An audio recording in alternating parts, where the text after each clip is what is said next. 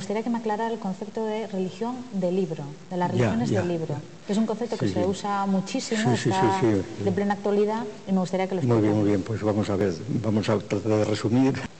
Claro, las religiones del libro, este es un concepto muy insidioso, por decirlo así, porque en principio la expresión religiones del libro, que está muy extendido, como usted dice, muy extendido, tiene la ventaja seguramente de ser un concepto en principio muy neutro, extrarreligioso el libro, ¿verdad? El libro, además hace referencia a lo que es evidente, pues el Antiguo Testamento, el Talmud, la Torah, el Nuevo Testamento, las cartas de San Pablo, etcétera, las epístolas y el Corán, es decir, que son los libros, son libros sagrados, bien, y en torno a los cuales pues han crecido y se han mantenido estas grandes religiones monoteístas y cosmopolitas en principio, quitando el judaísmo, que el cosmopolitismo tiene mucho menos, claro, sobre todo los musulmanes y los cristianos, que además son las grandes religiones de la tierra hoy día.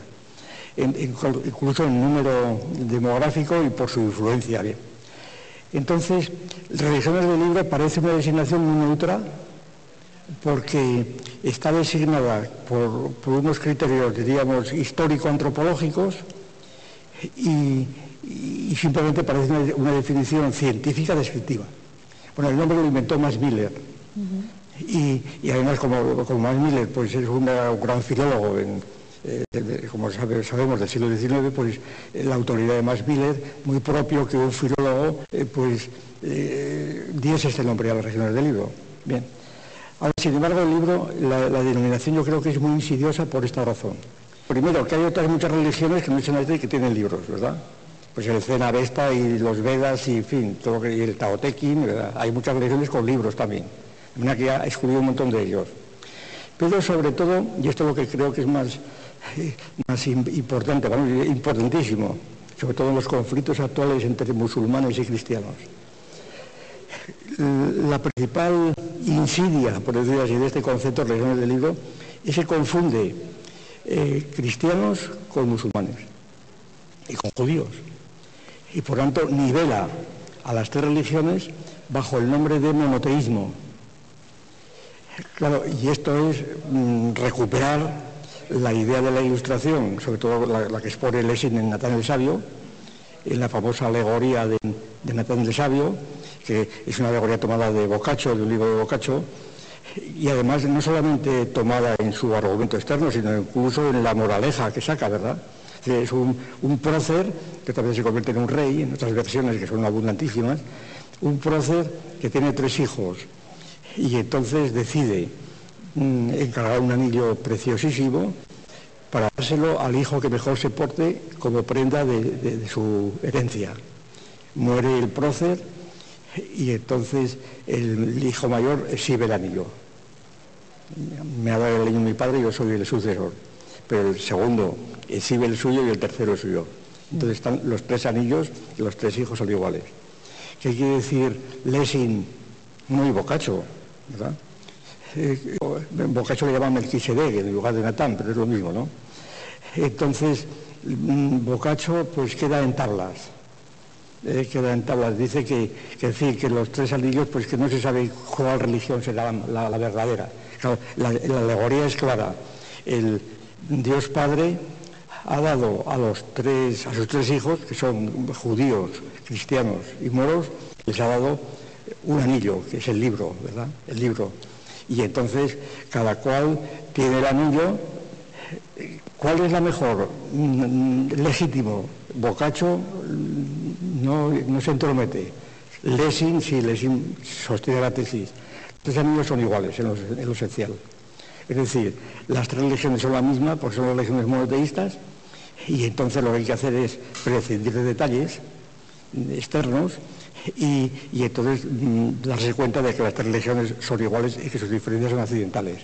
Pero claro, estas diferencias comprenden pues sacramentos, sacerdocio, dogmática, costumbres, moral, es decir, prácticamente lo que se llaman religiones positivas. Es decir, lo que está diciendo Lessing es exponer los ideales de la Ilustración, la religión natural, la religión del vicario saboyano de Rousseau, etcétera, Hay una religión natural que está escrita en el corazón de todos los hombres, una religión que no necesita ni sacerdotes, ni cultos, ni nada, ni templos, ¿verdad? Entonces, este es el mensaje de Natán el Sabio. Claro, esto unido a las religiones del libro, pues quiere decir, estas religiones dan el mismo mensaje, que es que hay un Dios, que tenemos que prestarle reverencia y nada más, y todo lo demás es occidental. Claro, con lo cual Lessing dejó insatisfechos a judíos, a moros y a cristianos, como natural, porque sencillamente les negaba su verdadera sustancia, que era el occidente. Y ya termino con este análisis. Y a mí me parece que lo grave del asunto es la confusión de musulmanes con cristianos, porque la dogmática cristiana, esencial, los dogmas principales del cristianismo, creo que todos los teólogos estarán de acuerdo con lo que voy a decir. El dogma fundamental del cristianismo es la divinidad de Cristo, hijo de María, por tanto, naturaleza humana, un hombre hecho Dios.